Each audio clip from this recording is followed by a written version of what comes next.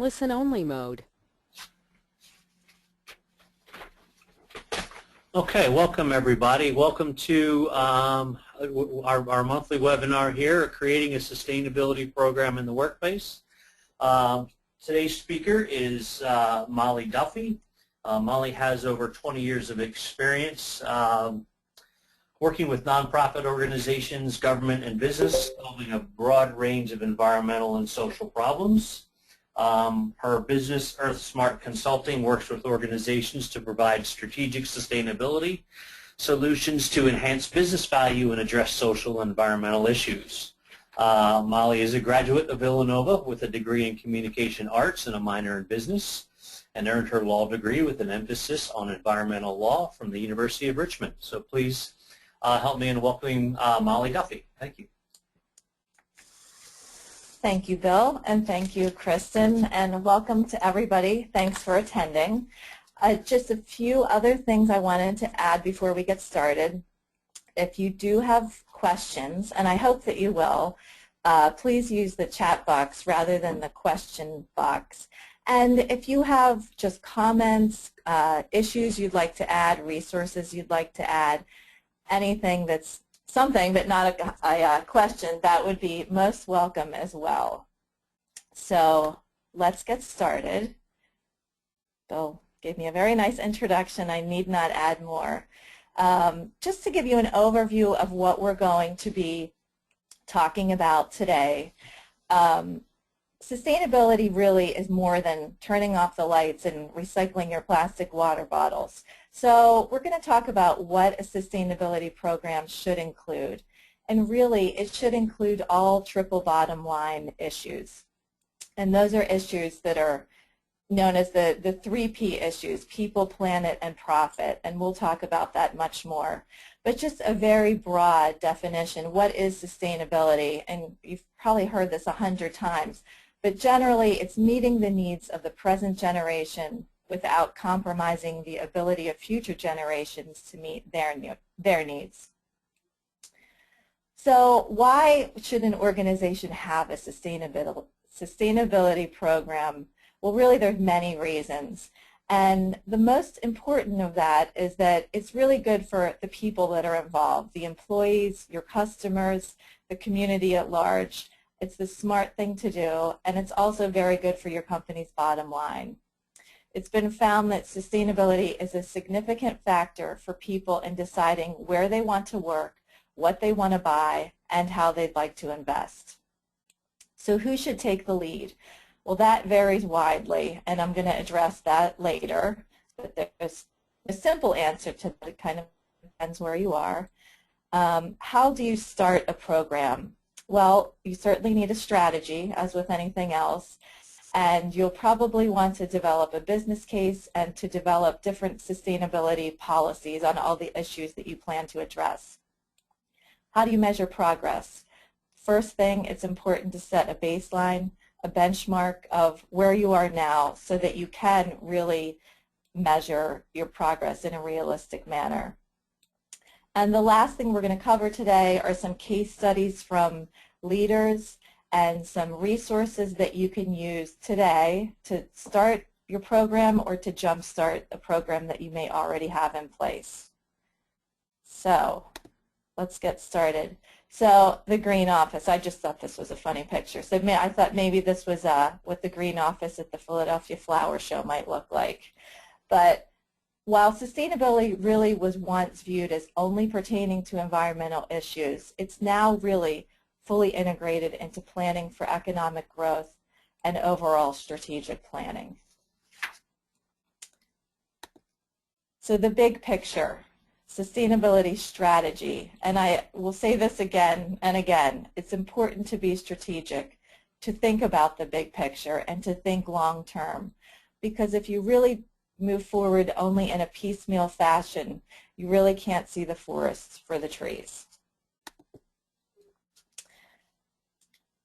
I had mentioned that sustainability is more than green issues. It's the 3P issues, the triple bottom line of people, planet, profit. In other words, you could say social, environmental, and economic issues. CSR, corporate social responsibility is another term that's often used, as well as ESG, which are environmental, social, and governance issues. So I have listed here a range of issues, a wide range of issues, although you could certainly add to it. Now, the pieces that you decide to focus on at your company are really determined by what kind of business do you have. Is it services? Is it manufacturing? Do you own your own building? Are you a tenant? But let me just touch on a few of these issues to get us started. Transportation. That certainly means how do your employees get to work? If you manufacture, how do you ship your goods? Do you have a fleet of vehicles that you maintain? Those kinds of issues. And for all these resources that do pertain to natural resource, or the issues that pertain to natural resources, we all know that the cost of resources is rising. So companies can really save money and also be responsible stewards through resource efficiency. And this can also benefit their reputations.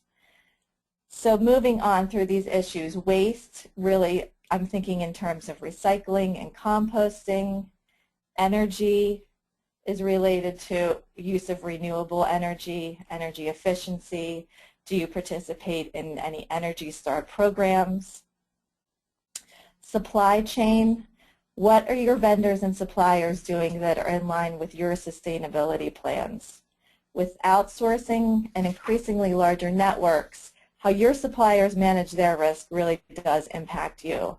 For example, the factory fires that occurred in Southeast Asia a few years ago affected companies like Gap, where those companies that were using those factories, even though they didn't own them, they were then held responsible for the lives that were lost there. Moving on to water, conservation. Lots of folks say that water is going to be the biggest issue in the future, lack of fresh water. And on the other side of the coin, stormwater runoff, something that we see around Villanova everywhere today with all of the snow melting. Are you polluting nearby waterways with the runoff from your parking lots and your impervious coverage, rather? Transparency. This is an important one that consumers, investors, and employees, they want more information and they want better information, and more is better. Transparency is really the main reason for issuing a sustainability report, and it helps to give your organization legitimacy and show that you're being accountable to what you say you're doing. Another issue is procurement. How can you ensure that your suppliers are aligned with your values? Do your suppliers have a sustainable procurement policy? Do you? Landscape. I'm going to discuss a little bit about native plants and different ways that you can landscape your corporate campus, or smaller than that if you have less than that. Chances are you're surrounded by fields of turf and that's mowed and fertilized and watered, and it's probably not the best thing that you could have. So we'll talk about some alternatives. Wellness I'm going to address a lot later, so I'm going to skip here, as well as living wage. And I guess just a general statement is that employees really want to work at a company with a good reputation, and often they're willing to work for a lower salary if they deem it a good place to work. So we'll talk about what makes a place sustainable and what makes it a good place to work. So why bother? Why would you care about sustainability in the big picture? Why would you do it at all?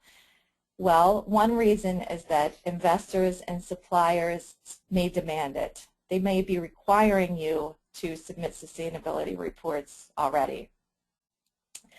It's important to be ahead of the curve. Sustainability is innovation, and it's really becoming the new mainstream. So being a leader now really does give you an edge. You may have to report on your carbon emissions in the future, so why not start now and be ahead of the curve? Another reason is to save money, to attract employees, and not so much to save the planet or the planet's problems, but to solve people's problems, because those problems in many ways are one and the same. And specifically, it's about solving your company's problems and enhancing your corporate reputation. Millennials really want to work for sustainable businesses and to buy from them too. They want meaningful work, and sustainability helps with attracting and retaining good employees. So, where do you start? How do you start? And maybe you have already started. Chances are you're probably already acting tactically, recycling by choice, or maybe you're acting reactively, recycling because you're required to by the law. My suggestion is to start where there's a need and a desire, and that doesn't mean just the low-hanging fruit, but where there's real support for a particular initiative. It's important to be strategic and not reactive, to think long-term, and to remember that meaningful change takes time. It's important to have the right people in place to develop and implement the plan. So how exactly then do you start? Well, it's important to identify the issues using the triple bottom line approach, and then to create a plan that addresses them, to turn the plan into actions and targets and actions, and to choose someone to shepherd the program to keep it on track. That might be a sustainability director, a chief sustainability officer. It may be an outside consultant. It really varies widely as to who that person is. But most importantly, it should be somebody who has authority to actually implement these changes and make sure that they happen on a company-wide basis. It's then important to measure and report on your sustainability progress, and to collaborate across all the departments and with your suppliers as well. So quick wins do get traction.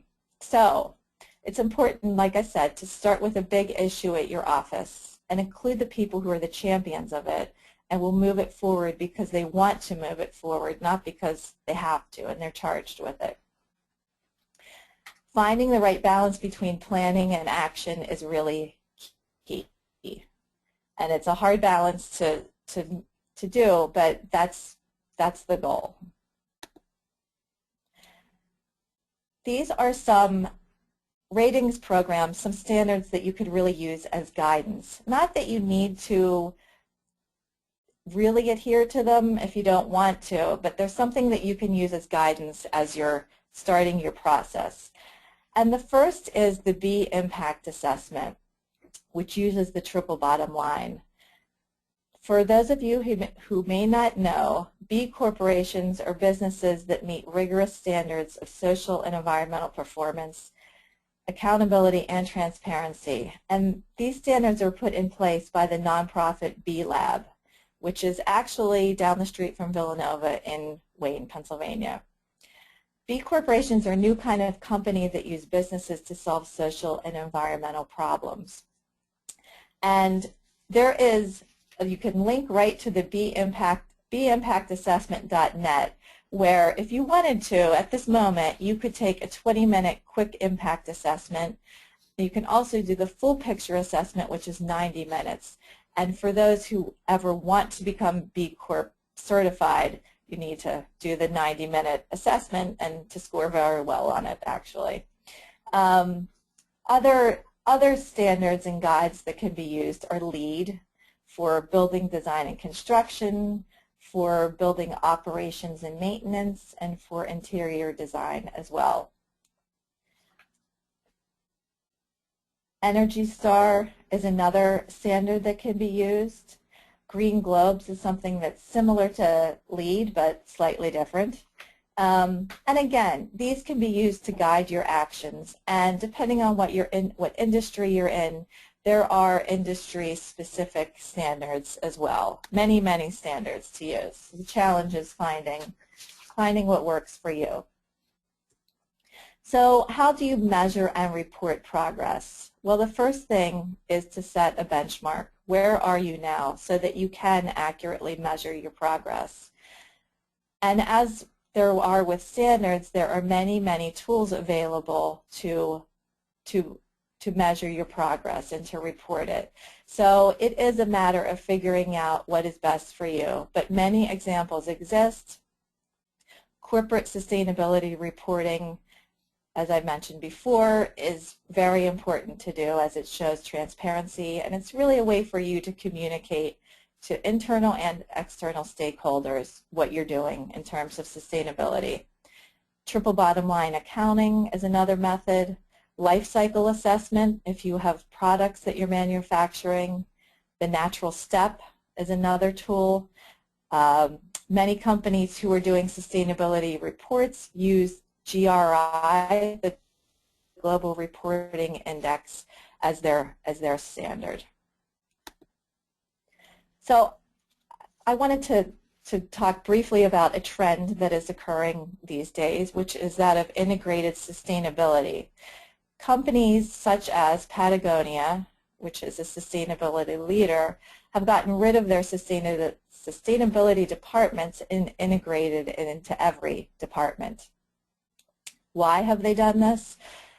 It's been found that involvement in CSR mandates really creates happier employees.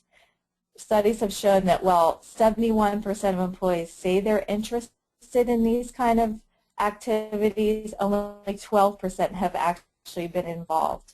So this is a way to get more people at your company involved and engaged. Getting communication and employee volunteer engagement right has proven to create huge business value, including increased retention, improved recruitment, and strengthened relationships between employees. In fact, for every employee involved in the company social responsibility commitments, $2,400 in value has been created through decreasing turnover costs and increasing engagement. And as this fact, as many others, I have not sourced every single fact here on my PowerPoint, but I can provide you any information that you would like after the fact, so please feel free to ask. And coordinated with integrated sustainability is integrated reporting. Many companies now are not issuing a separate sustainability report. It's sustainability issues are actually reported on the company's annual financial report. Sustainability pays. So this is a link to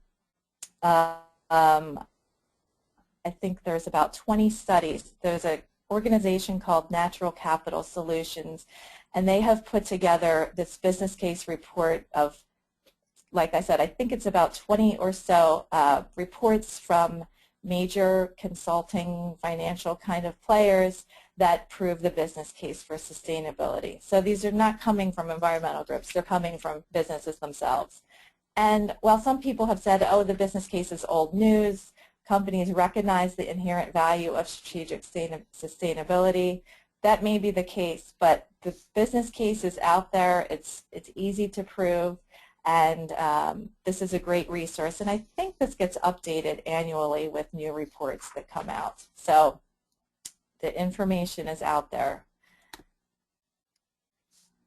So integrated sustainability is one kind of trend, and another one is thinking of sustainability in terms of innovation.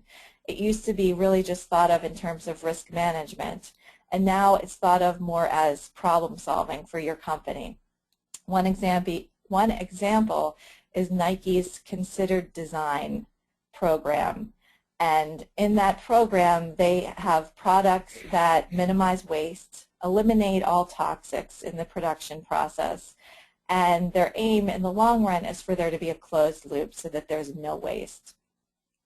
Unilever, another sustainability leader, has a sustainable living plan, and their plan spans across all of their brands, all the countries they work in, and their whole value chain. And it even considers the impacts that a product has once the consumer is already using it. So it's just sweeping. It's shown that engaged employees really drive innovation. And an example of some employees driving innovation is biomimicry, which, if you're not familiar with it, biomimicry are technologies that are inspired by forms, processes, and systems that are found in nature. For example, windows are being developed, windows that prevent bird collisions by mimicking the UV reflective qualities of spider webs. And there are many, many interesting examples of how biomimicry is being used more and more.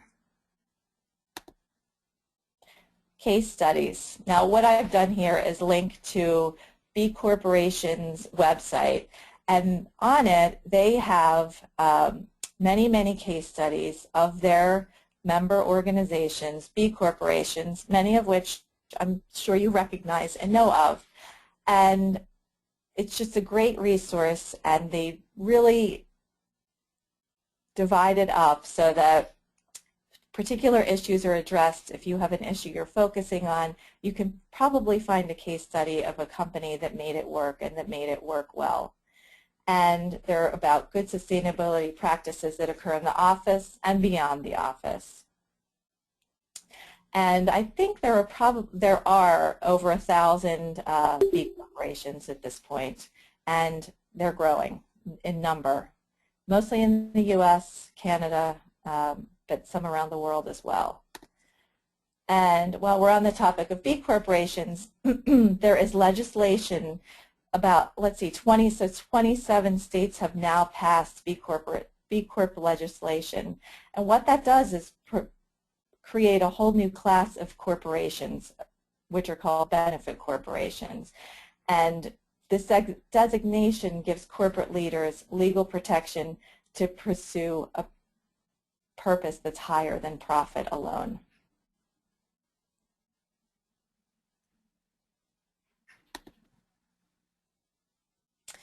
So I want to move on to some case studies on particular topics and of particular companies. And the first one I have here is Liberty Property Trust, which is based in Philadelphia, and it's a real estate investment trust, commercial property owner. And they are known as a sustainability leader. And I have just listed here a few of their policies. And they are a leader in terms, I will say, of energy-related matters. They use Energy Star in all of their buildings. They have LEED goals that they have set for existing buildings, for renovations, for new construction. They use Green Seal cleaning products in all of their buildings. They use low or no VOC paint, and they have rigorous recycling programs. Villanova. Villanova last year issued its very first sustainability report. Villanova is part of the Catholic Climate Covenant, and as the Pope is soon going to release a statement on climate change and how it affects the poorest people around the world, this is of particular significance. I really like the sustainability program at Villanova because it really makes sense and marries Villanova's Catholic and Augustinian tradition with social justice, caring for the earth, and it has encouraged students and employees and everyone at Villanova to take actions both at Villanova and around the world to help folks who are most affected by environmental, social, and economic hardship. Villanova also now has a full-time sustainability director who is doing an excellent job in moving all of these plans forward. So just a little something on landscaping with native plants. This is a photo, this is an after-the-fact photo. It had all been grass. It's AT&T, a division in Illinois, and they were mandated by their national headquarters to find ways to reduce or eliminate the costly annual replacement of grass, bluegrass turf, grass, caused by severe erosion, disease, and nuisance goose populations. So motivated by an employee-organized ecology club, AT&T initiated the conversion of 18 acres of bluegrass turf to native prairie forbs and grasses. So what makes sense where you are? Well, it's probably not grass, because grass, other than as a playing field, it doesn't do much for anybody.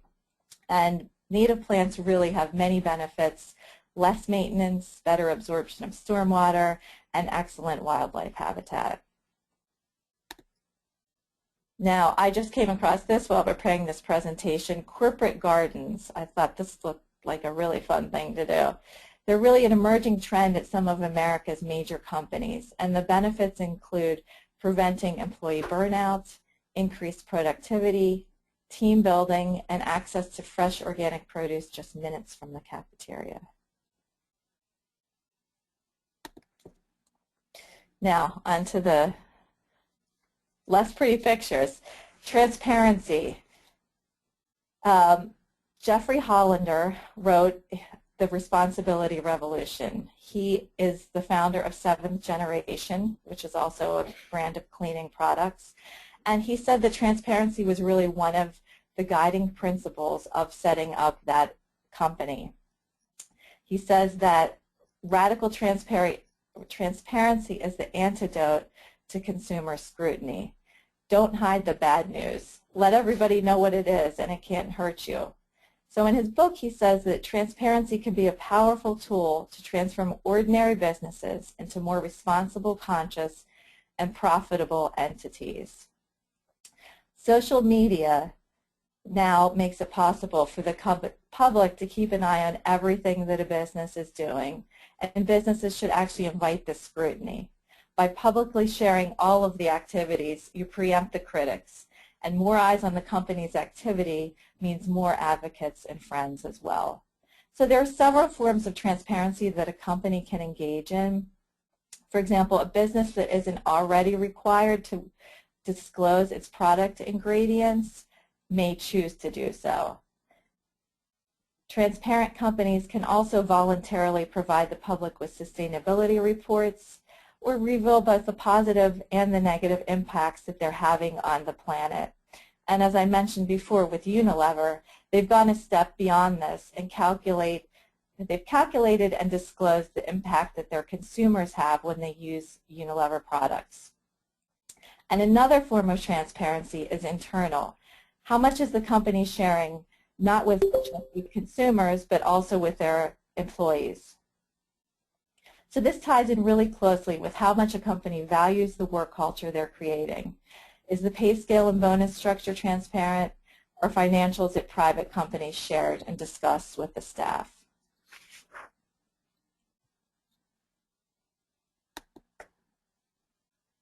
The living wage. This is a list of big businesses that are providing a living wage. There's been debate forever about raising the federal minimum wage, making it a living wage. It hasn't happened. These are businesses that have chosen to do so on their own. So why have they chosen that? Well, some of the reasons are less turnover and having better employees. Now, really, what is a living wage? And what these companies are paying varies.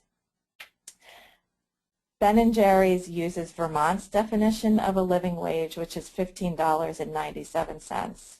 So they're different wages, they're different places, they're different jobs, but they're all above minimum wage. And these companies recognize the good reason to choose that for their employees and for their companies.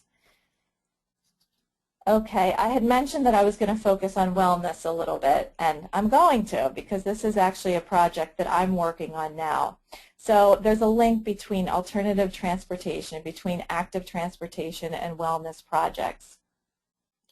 And the project I'm working on really could happen anywhere, but it's capitalizing on those linkages. So I'm working with businesses and healthcare organizations along the Chester Valley Trail, which is a major transportation trail in Chester County, Pennsylvania, close to Villanova, and it parallels a major highway.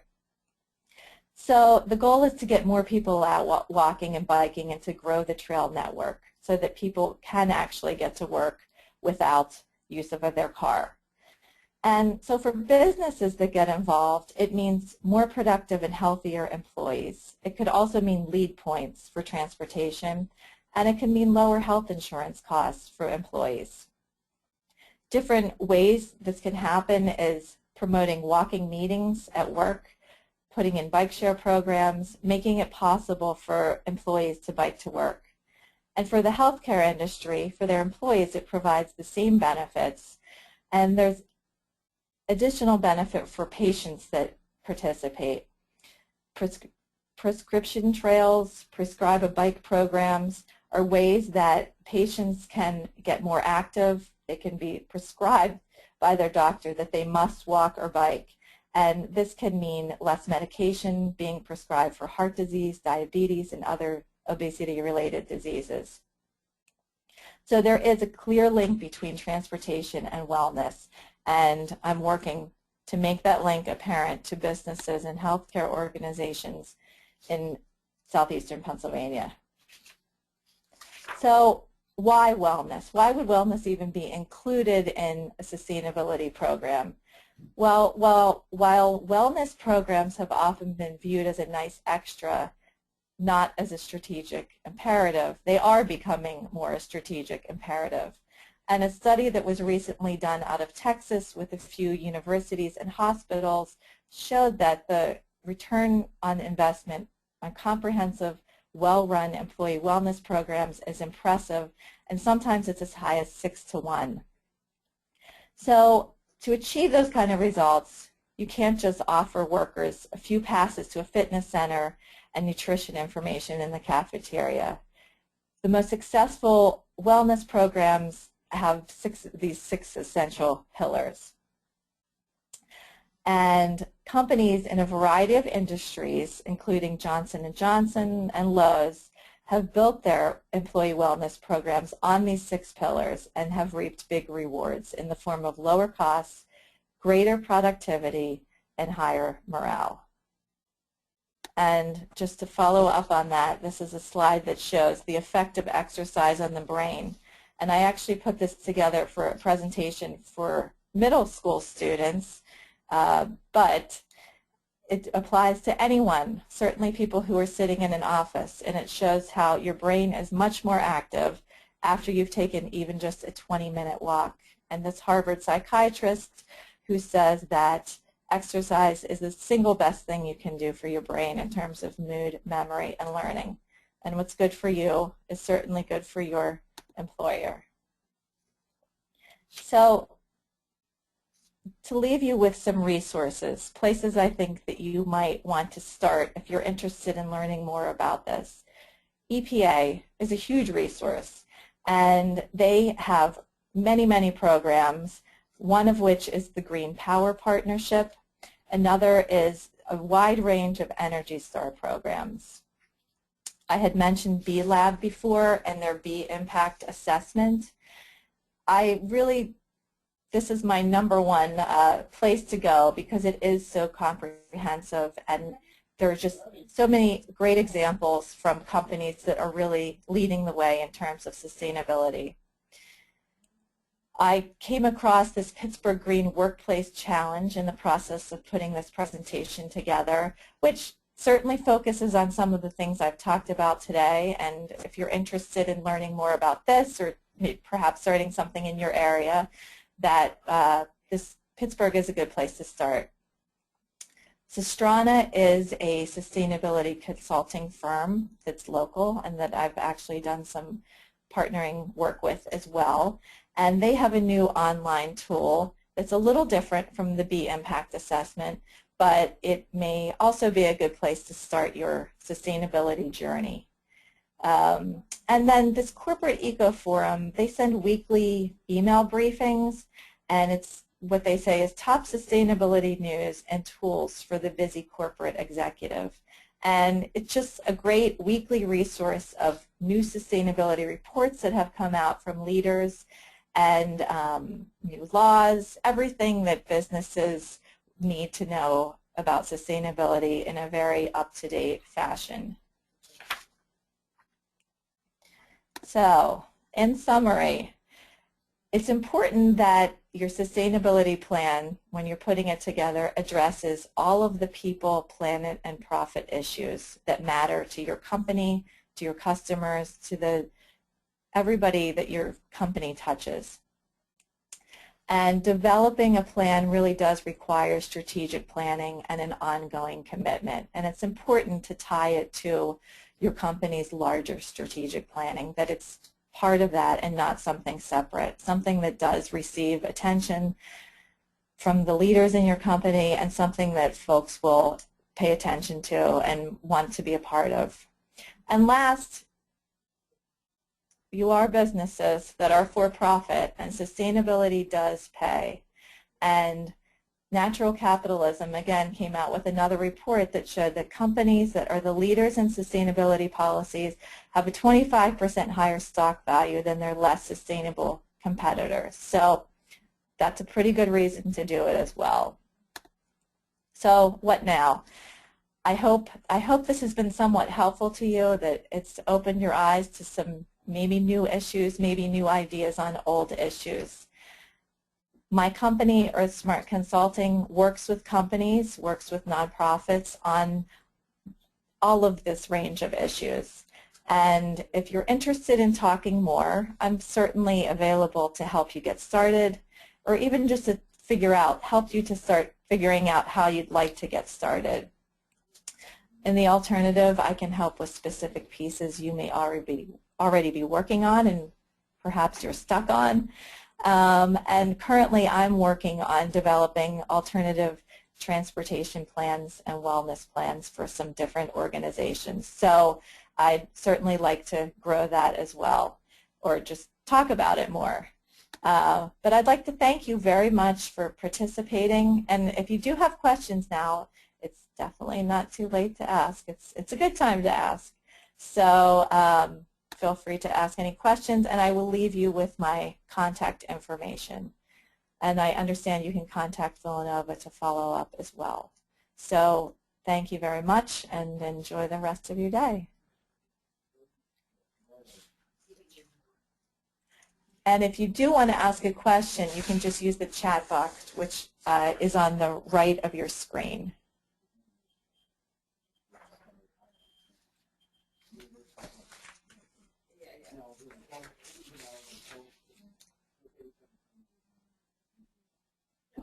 And if you think of something later, please feel free to email me or call. These are things that I am very happy to talk about, and the more folks I talk to, the more I learn. So thank you again for your time.